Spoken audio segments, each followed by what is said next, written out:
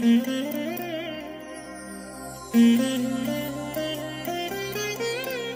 దినం పరము నుండి దిగివచ్చు మాట. ఇది నీ జీవితానికి వెలుగుల బాట. నీ ఒడిలో ఉంచబడిన దీవెనల మూట, అద్భుతాల ఆనంద ఊట. ఫిబ్రవరి 4 సంవత్సరమంతా మీరు బైబిల్ చదివి ముగించడానికి ఈ రోజు మీరు చదవవలసిన లేఖన భాగము ఉదయం నిర్గమాకాండము 34 మరియు 35 అధ్యాయములు, సాయంత్రం మత్తయి సువార్త 22వ అధ్యాయము 23 నుండి 46వ వచనం వరకు. క్రీస్తునందు నాకు అత్యంత ప్రియమైన దేవుని బిడ్డలారా, ఈ ఉదయకాల సమయంలో ప్రభు కృప మీకు తోడుగా ఉండునుగాక. దేవుని యొక్క హస్తం మిమ్మల్ని విజయవంతమైన త్రోవలో నడిపించి మీకు క్షేమమును దయచేయును. మీరు ఆయన తట్టే కనిపెట్టుకొని ఉండండి, మీకు మేలు కలుగుతుంది. సమృద్ధి అయినటువంటి కృపలో మీరు వర్ధిల్లుతారు. ఈ ఉదయకాల సమయంలో ప్రభువారు ఇచ్చినటువంటి ఒక మాట మనం చదువుకుందాం. 34వ కీర్తన 4వ వచనం. నేను యెహోవా యొద్ద విచారణ చేయగా ఆయన నాకు ఉత్తరం ఇచ్చాను. నాకు కలిగిన భయములన్నిటిలో నుండి ఆయన నన్ను తప్పించెను. దావీదు రాసిన ఈ కీర్తన చాలా అద్భుతమైనది. 23వ కీర్తన అందరికి ఇష్టమే కదా. చిన్నపిల్లలు ఇష్టపడతారు, యవనస్తులు ఇష్టపడతారు, వృద్ధులు ఇష్టపడతారు, దైవజనులు ఇష్టపడతారు, పండితులు ఇష్టపడతారు, పామరులు ఇష్టపడతారు. ఆ కీర్తనని ఇష్టపడని వారు ఎవరూ లేరంటే అది అతిశయోక్తి కాదు. అలాగే 34వ కీర్తన కూడా చాలా అద్భుతమైన కీర్తన.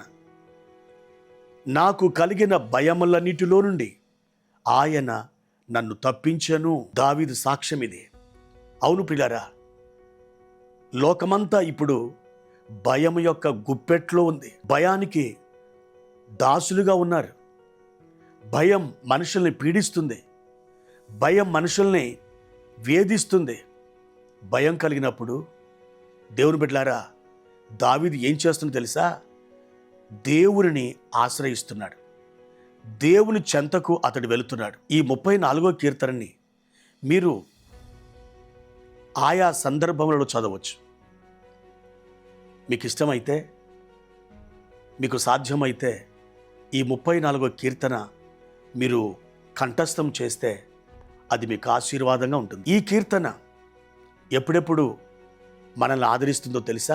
మనకు భయం సంభవించినప్పుడు, మనకు శ్రమలు కలిగినప్పుడు, మనకు కాపుదల అవసరం అనుకున్నప్పుడు, మనకు ఆపదలు కలిగినప్పుడు, నా ప్రార్థనకు జవాబు రావడం లేదే అని చింతించినప్పుడు, కష్టాలలో ఉన్నప్పుడు, యుద్ధ వాతావరణం ఆవరించినప్పుడు, ఎక్కువ సంవత్సరాలు బ్రతకాలి అని ఆశపడినప్పుడు, సమాధానం కరువైనప్పుడు, నీవు నీతిమంతుడివే కానీ నువ్వు ద్వేషించబడుతున్నావు, అలాంటి సమయంలో నీ ప్రాణం తల్లడిల్లినప్పుడు, ఇలా ఏ సందర్భానికైనా సరే ఈ కీర్తన నీకు ఆదరణ ఇస్తుంది. ఈ కీర్తన ఆదరించే కీర్తన.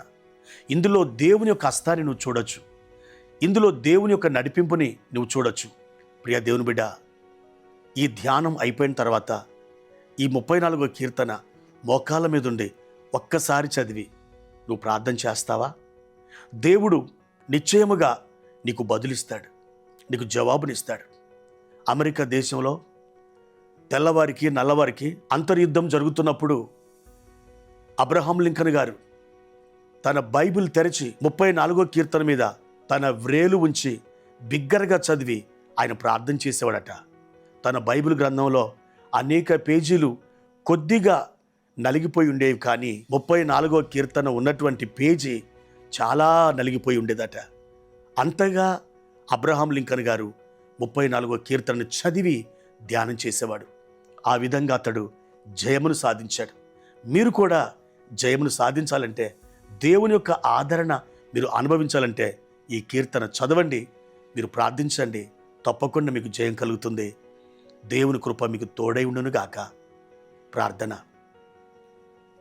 పరిశుద్ధుడా, ప్రేమ కలిగిన తండ్రి, మీ ఘనమైన నామానికి కృతజ్ఞత స్తోత్రాలు. అయ్యా, ఈ సమయంలో మిమ్మల్ని స్తుతించి గణపరుస్తున్నాం.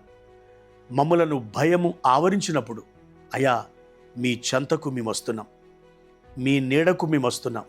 ప్రభువా, మా ప్రియులను మమ్మలను జ్ఞాపకం చేసుకొని సకల విధములకు భయములన్నిటి నుండి విడుదల చేయమని అయ్యా ఆదరించుమని మా ప్రభువును ప్రియరక్షకుడైన యేసుక్రీస్తు వారి నామములో ఈ ప్రార్థన అడిగి వేడుకుంటున్నాం తండ్రి.